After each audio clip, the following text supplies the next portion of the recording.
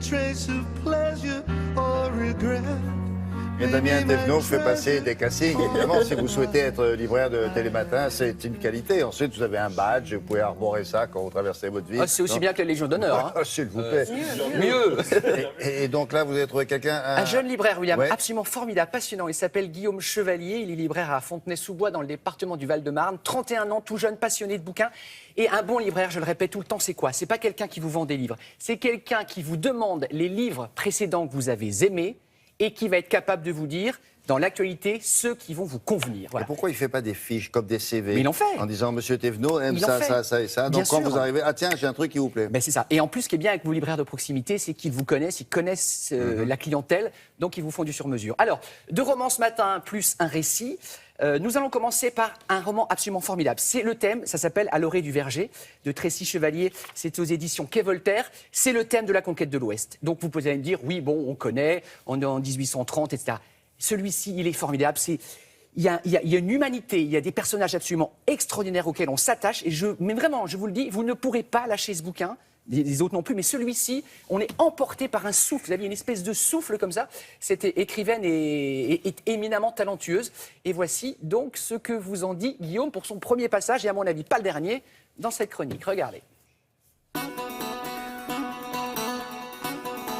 Nous sommes aux États-Unis.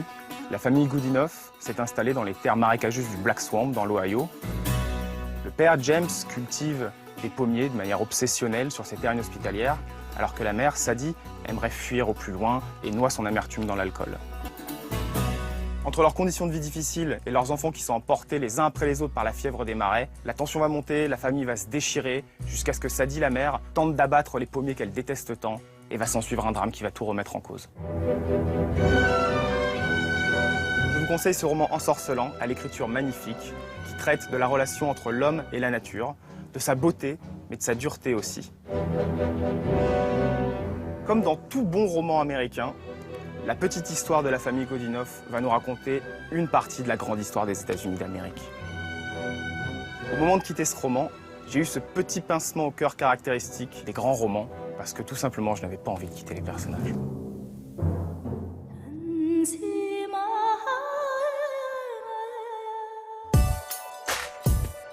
Mon deuxième coup de cœur, un récit incroyable, Tokyo Vice, de Jake Edelstein, aux éditions Marchiali. Jake est un journaliste américain. Il est le premier étranger à intégrer la rédaction du plus grand quotidien national japonais à l'âge de 22 ans.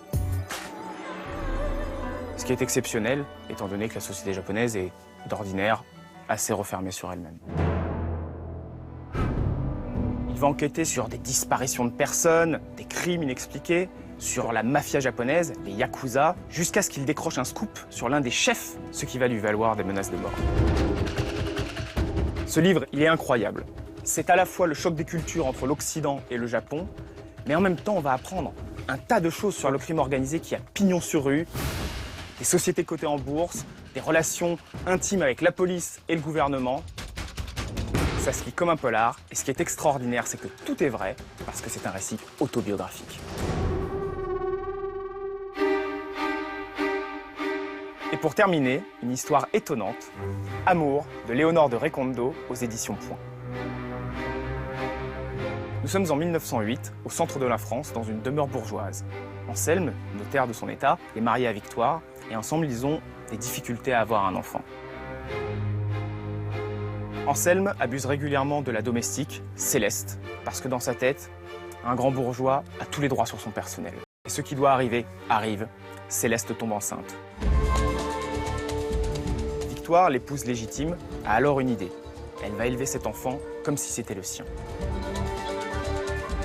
Ce stratagème va-t-il être découvert? Céleste va-t-elle accepter qu'on lui vole son enfant? Vous le découvrirez dans cet excellent roman où, à la moitié du livre, un bouleversement totalement inattendu va tout emporter sur son passage. Bonne lecture à tous. Bon début. Il est formidable. Ouais. Ah oui, charmant. Charmant, dit Laurent, en plus, formidable. C'est un jeune papa. Voilà, il a un petit bébé, donc il dort pas beaucoup la nuit, mais du coup, il a le temps de Mais lire. il a le c'est temps de pratique. lire, ouais, c'est Et bien. William, d'un mot, celui-là, Oui. donc celui-ci, hein, le Amour de Leonardo Recondo, vous l'a choisi en petit format, c'est quelques euros pour les vacances, donc ça se glisse dans les valises. Si vous aimez le climat qu'arrivait à instaurer Chabrol, vous savez, les films de Chabrol, la bourgeoisie provinciale derrière les volets, on est exactement dans cet univers, avec un rebondissement à la page 80-90. Énorme. Et non, il Mais- faut y aller tout de suite. Énorme. Oh, bah non, ce serait dommage de gâcher le début. Voilà. Allez, bonne Merci lecture. beaucoup, mademoiselle, messieurs. À plus tard. Télématin, ça continue dans quelques instants et on passe à la météo. Alors, des nouvelles de l'été? Non.